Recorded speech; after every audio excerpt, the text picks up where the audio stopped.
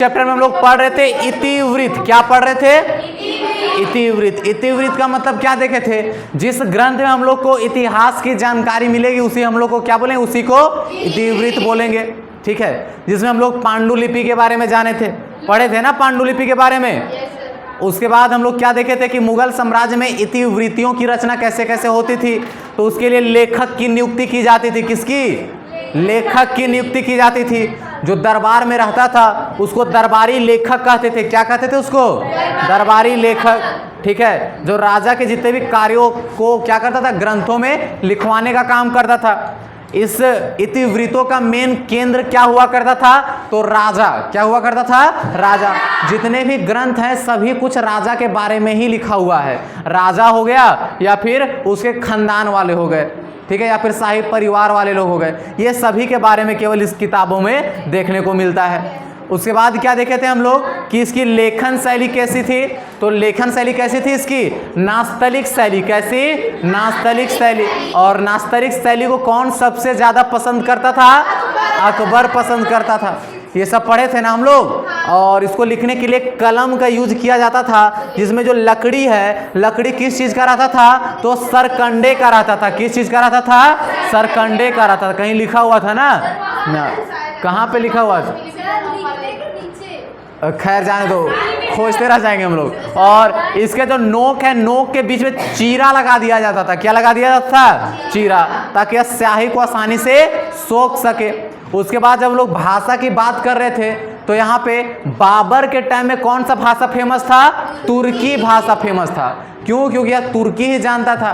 तो इसके समय में जितने भी ग्रंथ लिखे गए हैं, जितने भी इतिवृत्तों की रचना की गई है, कौन से भाषा में की गई है? तुर्की भाषा में की गई है। उसके बाद आता है कौन?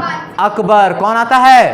अकबर। अकबर अपने टाइम में कौन सा भाषा को सबसे ज्यादा करता है? तो फारसी भाषा को फेमस करता है। ये फारसी जानता है, तो इसके शाही परिवार में भी सब कोई फारसी बोलते हैं, इसके दरबार में भी सभी लोग फारसी बोलते हैं। धीरे धीरे फारसी को राजकीय भाषा बना देता है। जितने भी कार्य होते सब फारसी भाषा में होते हैं। और एक काम और क्या करता है ये, जितने भी हमारे संस्कृत में ग्रंथ थे, जैसे महाभारत हो गया और रामायण हो गया, ये सब का भी अनुवाद करता है। किसमें? फारसी भाषा में। जिससे क्या हो गया? हिंदी बोलने वाले लोग और फारसी बोलने वाले लोग के बीच में मतभेद हुआ। उसके बाद एक नए भाषा का निर्माण हुआ। उस भाषा का नाम क्या पड़ता है? उर्दू। क्या पड़ता है? उर्दू। उर्दू कुछ इस तरीके से यहाँ पे निर्माण हुआ। तो मतलब क्या क्या देखें हम लोग? तो सबसे पहले कि मुगल साम्राज्य में किन किन भाषाओं का प्रचलन था? तो सबसे पहले तुर्की था। किसका था? तुर्की। उसके बाद किसका पड़ता है? फारसी। तब जाके यहाँ पे उर्दू भाषा का क्या होता है? निर्माण हो जाता है। किसका? उर्दू भाषा का निर्माण हो जाता है। आए बात समझ में? कुछ इस तरीके से जाके यहाँ पे भाषा का प्रचलन था। उसके बाद हम लोग क्या देख रहा था? हम लोग को यहाँ पे रचना, जिसको कल छोड़ दिए थे ना हम लोग, इसी को न कल छोड़े थे। बताओ, रचना मतलब इस किताब की रचना किस तरीके से की जाती थी। अगर इस किताब की बात करें तो इसकी रचना किस तरीके से की जाती थी, तो क्या क्या लिखा हुआ है यहाँ पे हम लोग थोड़ा सा देखते हैं। ज्योति देखेगी क्या लिखा हुआ है कि मुगल काल में सभी इतिवृत्तों की रचना हाथों से की जाती थी। मतलब मशीन उशीन से नहीं, सब लोग यहाँ पे हाथ से ही लिखते थे। ठीक है, इसका निर्माण शाही किताब खानों में किया जाता था। मतलब कि इन लोग को किताब छापने के लिए एक अलग घर बना के रखा हुआ था और उसका नाम क्या था? शाही किताब खाना। क्या नाम था? शाही किताब खाना। एक बड़ा सा बिल्डिंग था, उसी में इन लोग का किताब लिखा जाता था। सोचो, किताब बनाने के लिए एक अलग बिल्डिंग बना के रखा है ये लोग। ठीक है, उसके बाद यहीं पर इन किताबों को संग्रहित करके भी रखा जाता था। किताब उताब लिख लिया, यहीं पे जमा करके इसको क्या करता था ये लोग? रखता था। इन इतिवृत्तों की रचना अनेकों लोगों द्वारा मिलकर की जाती थी। एक आदमी केवल इस किताब को लिखने के लिए नहीं रहता था, अनेक लोग इसमें भाग लेते थे, तब जाके एक इतिवृत्त की रचना होती थी, एक किताब की रचना होती थी। कौन कौन भाग लेता था इसमें? तो इसमें भाग लेने वाला में कौन है? कागज बनाने वाला। कौन है? आखिर लिखेगा किसमें, कागज में। तो कागज बनाने के लिए कोई चाहिए ना। अब नॉर्मल पेज में तो ये सब लिखेगा नहीं मुस्कान, कहीं से पेज लाएगा, शाही पेज लाएगा, मतलब सबसे एडवांस पेज लाएगा। तो पेज बनाने के लिए भी एक अलग आदमी बना के रखा है।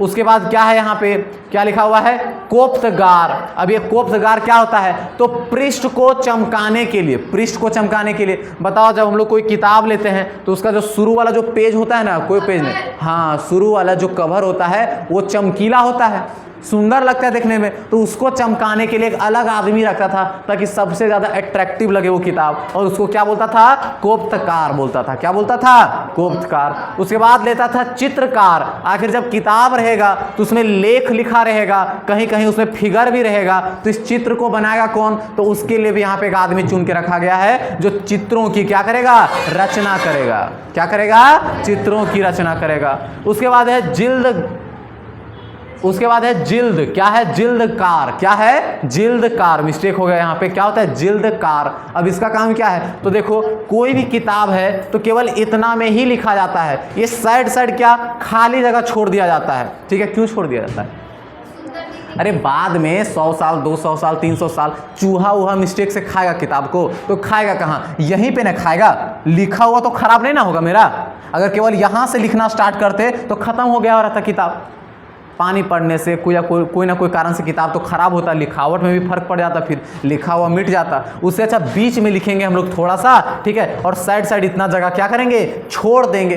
तो छोड़ देंगे तो सुंदर नहीं लगेगा, तो इसको भी कुछ चित्रकारी यहाँ होना चाहिए, इसमें भी कुछ तो होना चाहिए ना, कुछ अच्छा चीज़। तो उसके लिए यहाँ पे क्या किया गया है, जिल्दकार लाया गया है, जो क्या करता है, बॉर्डर को सजाने का काम करता है। क्या करता है, बॉर्डर को सजाने का काम करता है। आई बात समझ में। कितने लोग इसमें भाग ले रहे हैं, तो 4 लोग। कितने लोग, 4 लोग। पहला कागज बनाने वाला, उसके बाद कोप्तगार जो किताब के पृष्ठ को चमका रहा था, चित्रकार जो पेंटिंग कर रहा था, उसके बाद जिल्दकार जो इसके बॉर्डर को चमकाने का काम कर रहा था। इसको तो छोड़ दे, लेखक जो बता रहा है इसको नहीं ऐसे लिखो, हम जो बोल रहे हैं उसको लिखो, तो बोलने वाला तो अलग है। उसके बाद सुलेखक, सुलेखक मतलब जो सुंदर सुंदर राइटिंग में क्या करता था, लिखता था।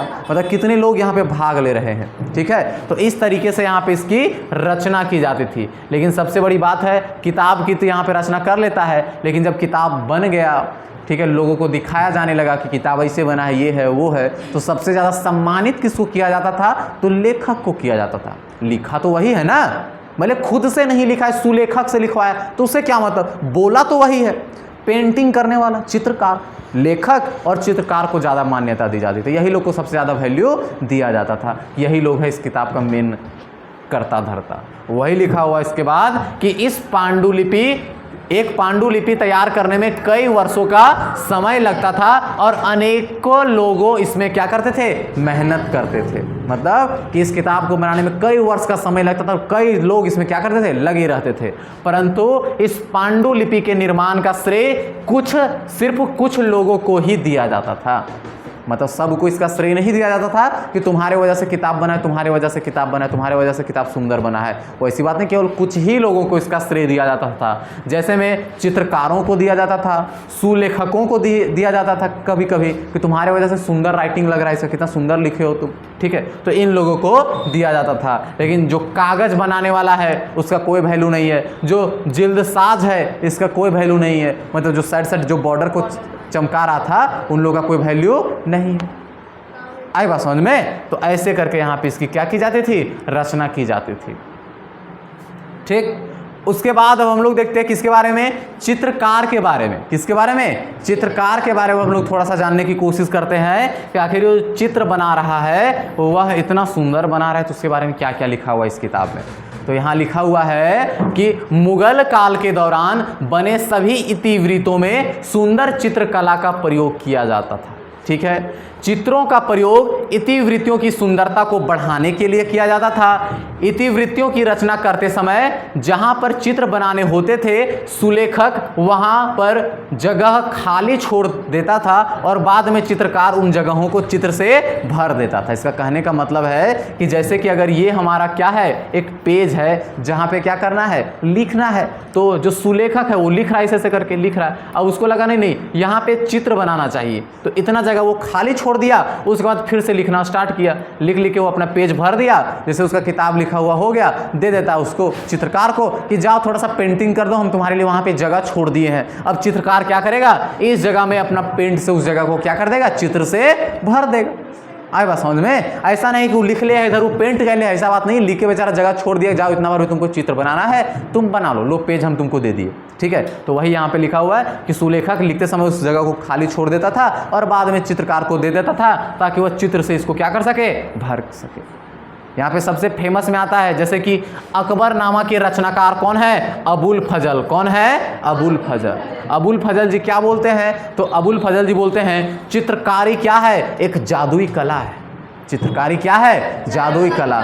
चित्र ही एक ऐसा चीज़ है जो क्या करता है, कोई चीज़ को अमर कर सकता है। मतलब अगर मेरा कोई फिगर बना दिया किताब में या कोई चीज़ में, अगर मेरा कोई चित्र बना दिया तो उस चित्र के माध्यम से हम लोग क्या हो जाएंगे, हमेशा के लिए अमर हो जाएंगे। मरेगा क्या कभी वो चित्र, जिंदा ही रहेगा, ठीक है। क्या हो गया, क्या मोबाइल, हाँ जिंदा कर देता है मोबाइल, ठीक है। तो बोलता है कौन, अब बताओ अकबरनामा के रचनाकार कौन है, अबुल फजल, जो कि क्या बोलते हैं कि चित्रकारी क्या है, एक जादुई कला है। उन्होंने कहा कि चित्रकला की वजह से निर्जीव वस्तुओं में भी क्या आ जाती है, जान आ जाती है। अच्छा बताओ, जो ये सारा चीज़ अभी हम लोग का लिखा हुआ है, अगर ये फोटो नहीं रहता तो लगता है अरे क्या पढ़ रहे हैं, फालतू फालतू चीज़, ठीक है। लेकिन वही एक फोटो यहाँ पे लगा देते हैं तो थोड़ा सा जान आ जाता है इसमें, ठीक है। थोड़ा सा देखते रहते हैं हम लोग, ठीक है। भले यहाँ देखे या यहाँ देखे, बतिया बराबर है, यही देखते हो सब, ठीक है। नहीं तो इधर उधर ध्यान भटकते रहता अभी, ठीक है। तो चित्र क्या करती है, तो ये निर्जीव वस्तुओं में भी जान डाल देती है और वह सजीव जैसा प्रतीत होने लगता है, ठीक है। ये था यहाँ पे चित्र के बारे में। किसके बारे में, चित्र के बारे में। आए बात समझ में? मतलब कि इतिवृत्तों की रचना कैसे की जाती थी मुगल साम्राज्य में। अब सबसे ज़्यादा अगर कोई फेमस किताब है तो वह कौन सा है, अकबरनामा। अकबरनामा के बारे में हम लोग जानेंगे। किसके बारे में जानेंगे, अकबरनामा के बारे में, ठीक है। तो क्या लिखा हुआ बताओ, सबसे पहले बताओ कि अकबरनामा की रचना किसने की है, अबुल फजल। किसने की है, अबुल फजल। अकबरनामा की रचना किसने की है, तो अबुल फजल ने की है, ठीक है। अरे अकबर के 9 रत्न का नाम सुने हो, 9 रत्न में अबुल फजल भी था, ठीक है। 9 रत्न में कौन था, अबुल फजल। अरे राजा मान सिंह भी उसी में था, टोडरमल भी उसी में था, ठीक है। उसके बाद बीरबल भी उसी में था, ये अबुल फजल भी उसी में था। टोटल उसके 9 रत्न थे, 9 रत्न में एक अबू फजल भी था, ठीक है। क्या दिया इसमें, अबुल फजल के बारे में कुछ कुछ लिखा हुआ है। क्या लिखा हुआ है कि अबुल फजल जो है वह अरबी, फारसी, यूनानी दर्शन और सूफीवाद का जानकार था। उसका कहने का मतलब है ये लैंग्वेज कौन कौन सा जानता था, अरबी जानता था, फारसी जानता था। अरे फारसी जानेगा नहीं तो अकबर के साम्राज्य में, मतलब ये क्या बोलते हैं, शाही परिवार में जाएगा कैसे, फारसियों को ही तो वैल्यू देता था ना। तो ये अरबी भी जानता था, फारसी भी जानता था, यूनानी भी जानता था, ठीक है। और इन सब का दर्शन, मतलब उन सब की किताबों का अध्ययन भी किया करता था ये, और साथ में सूफीवाद का भी जानकार था। इससे पहले हम लोग सूफीवाद चैप्टर में भी पढ़े ना, सूफीवाद क्या कर रहे थे, तो उत्तर भारत में ये लोग धर्म में जितने भी आडंबर आ चुका था उन सबको दूर करने के लिए सूफियों लोग क्या कहते, इसका ठेका लिए थे और लोग क्या कर रहे थे, अपने धर्म का ओरिजिनल प्रचार प्रसार कर रहे थे। तो मतलब ये लोग सूफियों के भी करीब था, ठीक है। उनके बारे में भी जानता था, मतलब अपने इस्लाम धर्म को भी ये अच्छे से जानता था, ठीक है। उसके बाद वह एक स्वतंत्र चिंतक था, वह सोचता बहुत अच्छा था, ठीक है। और उसने सदैव ही क्या लिखा हुआ, ये उलमा के, ये नाम मिस्टेक हो गया है, ये नाम मिस्टेक हो, यहाँ कुछ और होना चाहिए, ट्रांसलेट में कोई गलती हुआ होगा कि एक उलमा है, उनके विचारों का विरोध करता था। इसका कहने का मतलब है कि ये जितने भी इस्लाम धर्म में पहले आडंबर थे ना, उनका ये क्या करता था, विरोध करता था। विरोध काहे नहीं करेगा जब ये सूफीवाद को मानता था तब। ठीक। उसके बाद अबुल फजल के विचारों और जानकारी से प्रभावित होकर अकबर ने उसे अपने सलाहकार के रूप में नियुक्त किया था। ऑब्जेक्टिव क्वेश्चन में देगा, बताओ कि ये जो अबुल फजल है वह अकबर का क्या था, तो सलाहकार था। क्या था? सलाहकार था। ठीक है। और अकबरनामा लिखने की भी जिम्मेदारी इसे ही सौंपी गई थी कि तुम मेरे सलाहकार के रूप में रहो, जितने भी हम यहाँ पे निर्णय लेंगे उसमें तुम हमको सलाह देना। ठीक है, ये करना चाहिए, वो नहीं करना चाहिए। ठीक है, और जाओ हम तुमको ठेका दे देते हैं कि तुम क्या करो, जाके मेरा अकबरनामा किताब लिख दो, मेरे ऊपर एक किताब लिखो। ठीक है, उस किताब का नाम क्या पड़ता है? अकबरनामा। ठीक है, अबुल फजल द्वारा अकबरनामा लिखने की शुरुआत की गई। कब की गई? तो 1589 ईस्वी में। कब की गई? 1589 ईस्वी में अकबरनामा किताब लिखने की शुरुआत की गई, जिसको बनाने में 13 वर्ष का समय लगा।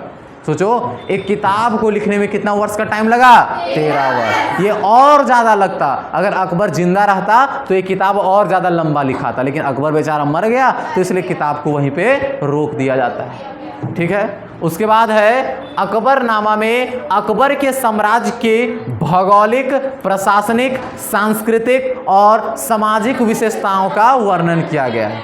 अच्छा, केवल अकबर के बारे में क्या लिखेगा कि अकबर का जन्म तब हुआ, ये हुआ, वो हुआ, तो ऐसे तो 2 पेज में कहानी खत्म हो जाएगा। तो अकबर के साम्राज्य में जितना भी कुछ था सारा कुछ इस किताब में हम लोग को देखने को मिलता है।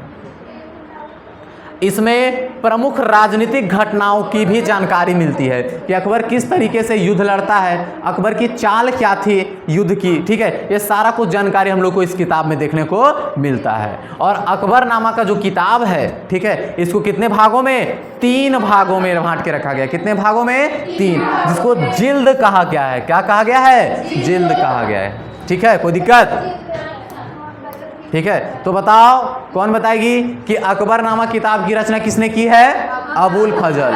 और इस किताब की रचना कब स्टार्ट की गई? 1589 को। 1589 ईस्वी को इसकी रचना की स्टार्ट की गई। कितने वर्ष का समय लगा? 13 वर्ष का समय लगा। कितने वर्ष का? 13 वर्ष का। ठीक है, और इसे कितने भागों में बांट के रखा गया है? 3। पहला कौन सा है? पहली जिल्द, दूसरा दूसरी जिल्द, तीसरा तीसरी जिल्द। तीसरी जिल्द जो है, जो तीसरा भाग है, वो ज़्यादा इंपॉर्टेंट है। इसको आईने अकबरी के नाम से भी जाना जाता है। ठीक है, अकबरनामा के तीसरे भाग को क्या कहा जाता है? आईने अकबरी। और अकबरनामा को इस भाग, ये जो भाग है उस किताब को, इसको क्या बोलते हैं? आत्मा बोलते हैं। मतलब ये जो भाग है वह अकबरनामा का क्या है? आत्मा है। तो वही लिखा है, इसे अकबरनामा की आत्मा भी कहा जाता है। अगर ये नहीं है तो उस किताब में दम नहीं है। अब देखो कैसे कैसे क्या लिखा गया है। तो जैसे कि अकबर जी जो है यहाँ पे, अकबर जी जो है यहाँ पे, अकबर जी का जब जन्म हुआ था उससे पहले की घटना, उससे पहले की घटना जो है वह कहाँ देखने को मिलती है? पहली जिल्द में। और अकबर जी जैसे धरती पे जन्म लेते हैं और जब तक वो जिंदा रहते हैं तब तक की घटना कहाँ देखने को मिलती है हम लोग को? दूसरी जिल्द में। किसमें? दूसरी जिल्द में। अब अकबर जी की जैसे मृत्यु होती है उसके बाद का जो कहानी है वह किसमें देखने को मिलता है हम लोग को? तीसरी जिल्द में। नहीं, अरे जब मर जाएगा तो कहानी कहाँ बचेगा? कहानी तो बचेगा नहीं। तो उसके बाद की कहानी नहीं, उसके बाद तोड़ मचोड़ के सारा कुछ अचर पचर सब डाल दिया गया। किसमें? तीसरी जिल्द में। जैसे कि जब कोई इंसान मर जाता है तो हम लोग तारीफ करते कि नहीं करते? वो बहुत अच्छा था, ओह बेचारा मर गया। जब था तब उसको हम लोग मानते नहीं थे, जब मर गया तब उसको हम लोग वैल्यू देना स्टार्ट कर दिए, उसके लिए रोना स्टार्ट कर दिए। वही काम यहाँ भी हुआ। क्या हुआ? तो अकबरनामा का जो तीसरा जिल्द है ना, तीसरा जिल्द जिसको आईने अकबरी कहा गया है, इनके बारे में, अकबर जी के बारे में बहुत कुछ फेंका गया कि अकबर जी के टाइम में ये था, वो था, इतने अच्छे थे, ये थे, वो थे। सब कुछ किसमें फेंका गया? तो तीसरे जिल्द में फेंका गया। और इसको क्या कहा जाता है? आईने अकबरी कहा जाता है। क्या क्या लिखा हुआ एक बार वो हम लोग देखते हैं। ठीक है, ध्यान दे ज्योति, यहाँ पे क्या लिखा हुआ है। तो पहले जिल्द में क्या देखने को मिलता है? तो इसमें आदिम काल से लेकर अकबर के शासन तक मानव इतिहास का वर्णन मिलता है। क्या बोलता है इसमें? बहुत हल्ला करती है। क्या लिखा हुआ इसमें, यहाँ मिस्टेक कर गया फिर से। अकबर के जन्म, यहाँ क्या होना चाहिए था, जन्म। अकबर के जन्म पहला जिल्द में क्या देखने को मिलता है कि आदिम काल से, जब मानव धरती पर आए थे तब से, ठीक है, जब मानव धरती पर आए थे तब से जो भी कहानी है, जब तक अकबर जन्म नहीं लिया है तब तक की सारी कहानी हम लोग को पहला जिल्द में देखने को मिलता है कि मानव कैसे आए, कैसे कैसे साम्राज्य बना, ये वो सारा कुछ पहला जिल्द में देखने को मिलता है। दूसरा जिल्द में क्या देखने को मिलता है कि इस भाग में अकबर के शासन की शुरुआत से लेकर उसके 46वें वर्ष, कब, 1601 तक का वर्णन मिलता है। मतलब 46वें वर्ष का मतलब, इसका कहने का मतलब है कि अकबर कितने वर्ष तक शासन किया था, तो 46। कितने वर्ष तक शासन किया। अरे राजगद्दी पर कब बैठा था, राजगद्दी पर कब बैठा था, अरे 1556 ईस्वी में उसके पापा की मृत्यु हुई थी, तो उस टाइम राजगद्दी पर बैठा था। तो 56 से लेकर कब तक 1601 ईस्वी तक, कब तक, 1601 ईस्वी तक वो राजगद्दी पर था। 1601 ईस्वी में अकबर की क्या हो जाती है, मृत्यु हो जाती है। मतलब जब वो राजगद्दी पर बैठा तब से और जब तक उसकी मृत्यु हुई तब तक, बीच की कहानी सब कहाँ देखने को मिलती है, दूसरी जिल्द में मिलती है। अब बताओ अकबर की मृत्यु कब होती है, कितने वर्ष तक शासन किया था, 46। अब जैसे उसकी मृत्यु होती है, अभी बताओ, यहाँ एक बात और गौर करने वाली बात है, किताब की रचना की शुरुआत कब हुई थी, तो 1589 ईस्वी में। अकबर की मृत्यु कब हो जाती है, 1601 ईस्वी में। घटा देंगे तो अभी मात्र 12 साल हुआ है। कितना साल हुआ है, 12 साल। अब जैसे इसकी मृत्यु हो जाती है, इसके मर जाने के बाद अबुल फजल दिमाग लगाता है, एक काम करते हैं, इसका 2 जिल्द बन चुका है, तीसरा जिल्द भी बना देते हैं, जिसका नाम रखेंगे हम लोग, क्या रखेंगे, आईने अकबरी रखेंगे। और आईने अकबरी में इनके साम्राज्य में जो जो खूबियां था सारा कुछ हम लोग इसमें लिख देंगे, ठीक है, इनके मरने के बाद। और उसको लिखने में कितना साल लगा, आईने अकबरी को लिखने में कितना साल लगा, 1 साल लगा। उधर 12 साल और इधर 1 साल, टोटल मिला के कितना साल, 13 साल। आईने अकबरी को लिखने में कितना साल लगा, 13 साल। तब जाके 1602 ईस्वी में इस किताब का पूरा लिखा हुआ हो गया। थोड़ा सा देखते हैं कि आईने अकबरी में क्या क्या लिखा हुआ है। तो इसमें लिखा हुआ है, इसे अकबरनामा की क्या कहते हैं, आत्मा कहते हैं। तीसरा जिल्द उसकी क्या है, आत्मा है। इसमें अकबर के शासन के दौरान मुगल साम्राज्य के बारे में अनेकों जानकारियां मिलती है। मतलब इस किताब में क्या देखने को मिलता है कि मुगल साम्राज्य में क्या क्या खूबियां था, सारा कुछ किसमें देखने को मिलता है, आईने अकबरी में में सब कुछ डाल दिया ये लोग, ठीक है। उसके बाद कि मुख्य रूप से इसमें क्या देखने को मिलता है, तो कृषि व्यवस्था। इसके पिछले चैप्टर में पढ़ रहे थे ना हम लोग कि किसान लोग अपने बारे में कुछ लिखा नहीं करते थे, लेकिन अकबरनामा में उसमें देखने को मिलता है कि किसानों के बारे में कुछ कुछ लिखा हुआ था, ठीक है। तो किसमें, आईने अकबरी में ही क्या था, इनके बारे में कुछ लिखा हुआ था। तो कि मुगल साम्राज्य में कृषि की क्या है, तो कृषि व्यवस्था के बारे में देखने को मिलता है। किलेबंदी क्या है, उसके बारे में देखने को मिलता है। दरबारी दृश्य, इमारत, लड़ाई, ये सारा कुछ हम लोग को कहाँ देखने को मिलता है, आईने अकबरी में देखने को मिलता है। उसके बाद इसमें मुगल साम्राज्य को एक मिश्रित संस्कृति वाला साम्राज्य दर्शाया गया है।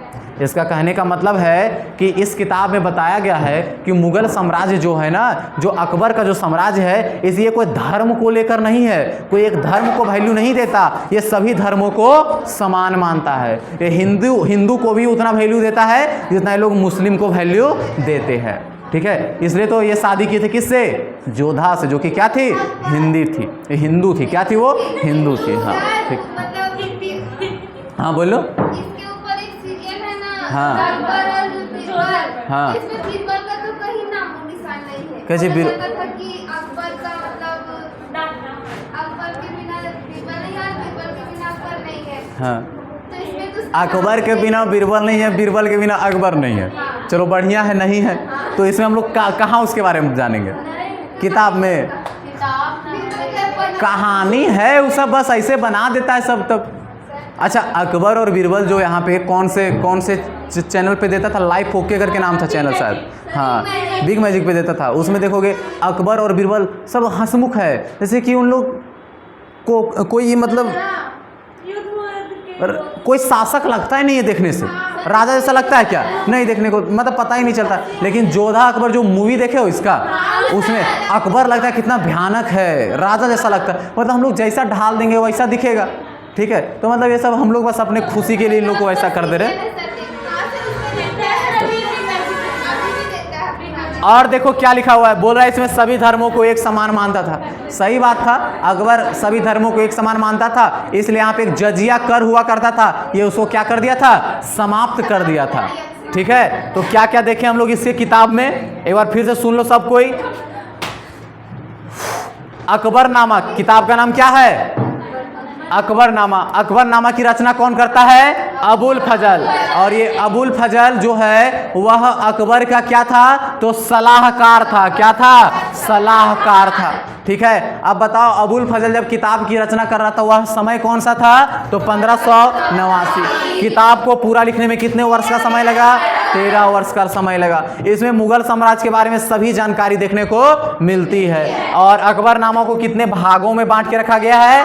3। कितने जिल्द में बांट के रखा गया है? 3। ठीक है, कौन कौन सा? पहला, दूसरा और तीसरा।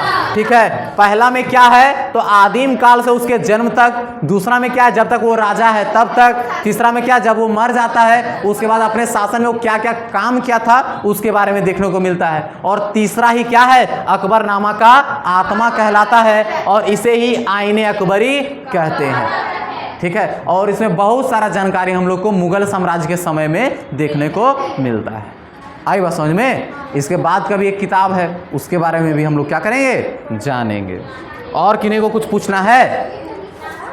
नहीं पूछना है? चलो ठीक।